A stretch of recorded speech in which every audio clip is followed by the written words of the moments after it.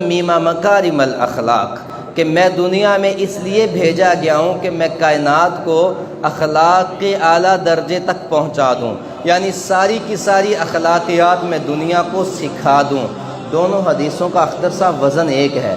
دونوں حدیثوں کا ریدم بھی ایک، انما بعثت معلما انما بعثت لاتمم مکارم الاخلاق۔ کیا معنی ہوا کہ جو استاد ہوتا ہے، جو معلم ہوتا ہے، وہ اخلاق کے بہت اعلیٰ درجے پر فائز ہوتا ہے، کیونکہ اس نے قوم تیار کرنی ہوتی ہے۔ میرے نبی استاذ بن کر آئے، معلم بن کر آئے، اور کیسی لوگوں میں آئے؟ ایسے لوگوں میں آئے کہ جن کو یہ پتہ کوئی نہیں تھا کہ یہ میری ماں ہے، جن کو یہ پتہ نہیں تھا کہ یہ میری بہن ہے، جن کو یہ پتہ نہیں تھا کہ بھائی کا کیا حق ہے، والد کا کیا مقام ہے، والدہ کا کیا مقام ہے، ہمسائے کے کیا حقوق ہیں، رستے کے کیا حقوق ہیں، بیت اللہ کا کیا مقام ہے، اللہ کیا ذات ہے، میں خود کیا چیز ہوں۔ ایسے معاشرے میں میرے اور آپ کے نبی تشریف لائے، اور آپ نے ان کی ایسی تربیت کی، ایسی قوم تیار کی، ایسے افراد تیار کیے، وہ ایسی بلندی تک پہنچے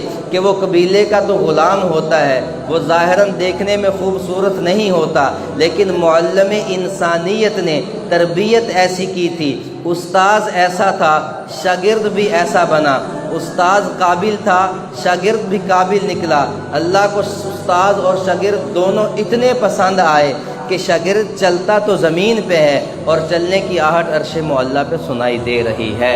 یہ میرے نبی کا فیض تھا کہ جس نے کائنات کے پسے ہوئے طبقے کو بھی وہ مقام دیا کہ عرش معلیٰ پر اس کی سنائی دے رہی ہے، اور وہ طبقہ اللہ کے ہاں اتنا مقبول ہو جاتا ہے کہ اللہ ان کی قسمیں اٹھاتا ہے، والعادیات ضبحا فالموریات قدحا فالمغیرات صبحا فأثرن به نقعا فوسطن به جمعا۔ یہ بلال حبشی کے گھوڑے کی قسم ہے، یہ سیدنا ابو بکر کے گھوڑے کے پاؤں کے نیچے جو مٹی آتی ہے اس کی قسم ہے، یہ سیدنا عمر رضی اللہ تعالیٰ عنہ کے گھوڑے کے پاؤں کے نیچے جو مٹی آتی ہے، رب کائنات قرآن میں اس کی قسم اٹھا رہا ہے۔ یہ بلال حبشی رضی اللہ تعالیٰ عنہ تو ایک غلام ہے، لیکن جب انہوں نے اپنے آپ کو ایک استاذ کے سامنے بٹھا دیا، اپنے آپ کو غلامی رسول میں دے دیا، اپنے آپ کے اوپر انہوں نے عشق رسول کے لباس کو اوڑھ لیا، تو اللہ کے ہاں وہ اتنے عزیز ہو جاتے ہیں، اتنے محبوب ہو جاتے ہیں، اتنے مقرب ہو جاتے ہیں،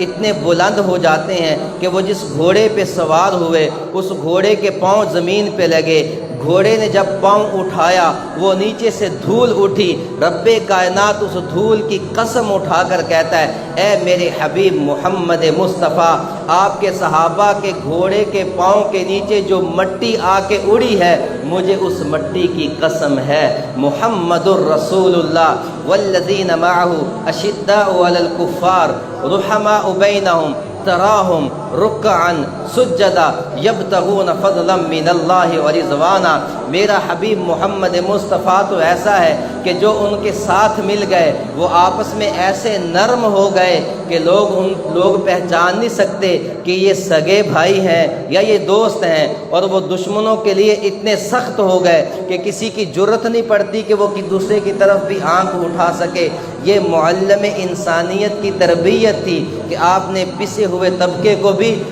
ثریا کی بلندیوں تک پہنچا دیا، آپ نے پسے ہوئے طبقے کو بلند مقام تک پہنچا دیا۔ ورفعنا لک ذکرک، پھر میرے پیغمبر کے تیار شدہ وہ جو شاگرد تھے، وہ جو صحابہ تھے، انہوں نے اپنے حبیب کی ذات پر حرف نہیں آنے دیا، آنچ نہیں آنے دی۔ تو میرے عزیز طلبہ، آپ جب یہاں سے اداروں سے پڑھ کے نکلتے ہیں تو جیسے صحابہ نے نبی کریم صلی اللہ علیہ وسلم کو اپنا استاذ سمجھا، اپنا لیڈر سمجھا، اپنا رہنما سمجھا، تو صحابہ جب باہر جاتے تھے تو وہ مسجد نبوی کے اس ادارے جس کو صفہ کہا جاتا ہے اس کی نمائندگی کرتے تھے۔ پھر صحابہ کو دیکھ کر کوئی یہ نہیں کہتا تھا، صحابہ کو دیکھ کر کوئی یہ نہیں کہتا تھا کہ بھی یہ کس ادارے کے پڑھے ہوئے ہیں، یہ کس شخصیت کے صحبت یافتہ ہیں۔ میں قربان جاؤں اپنے نبی کی تربیت پہ، صحابہ تو صحابہ تھے، میں صحابہ کی بات نہیں کرتا، میں تابعین کی بات بات نہیں کرتا،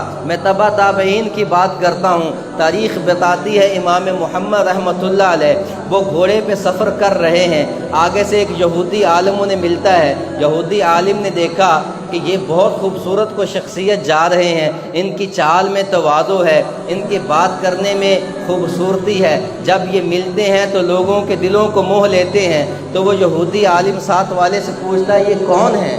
یہ کون ہے؟ انہیں بتایا جاتا ہے یہ مسلمانوں کے امام محمد رحمۃ اللہ علیہ ہیں۔ تو وہ یہودی فوراً بڑھتا ہے، امام صاحب گھوڑے پہ سوار ہو رہے ہیں، وہ یہودی عالم آگے بڑھتا ہے اور جا کر امام محمد رحمۃ اللہ علیہ کے پاؤں کو پکڑ لیتا ہے۔ تو پوچھتا ہے، وہ کہتا ہے کہ حضور مجھے کلمہ پڑھا دیجئے، میں مسلمان ہونا چاہتا ہوں۔ وہ کلمہ پڑھ کے مسلمان ہو جاتا ہے۔ لوگ اس سے پوچھتے ہیں کہ آپ تو بڑے عالم تھے، آپ کیوں اچانک مسلمان ہو گئے، آپ کیوں اچانک امام محمد کے ہاتھوں پہ کلمہ پڑھ گئے؟ تو یہودی نے میرے بچوں تاریخی بات کہی، اس نے کہا کہ چھوٹے محمد کا یہ عالم ہے تو بڑے محمد کا کیا عالم ہوگا۔ وہ کون تھے؟ انہوں نے اپنے اساتذہ کی لاج رکھی تھی، جو استاذوں نے پڑھایا تھا وہ پلے باندھ کر گئے تھے، کہا چھوٹے محمد کا یہ عالم ہے تو بڑے محمد کا کیا حال ہوگا۔ کتاب فطرت کے قمر صاحب، کتاب فطرت کے سرے ورق پر جو نام احمد رقم نہ ہوتا تو نقش ہستی ابھر نہ سکتی، وجود لوح و قلم نہ ہوتا،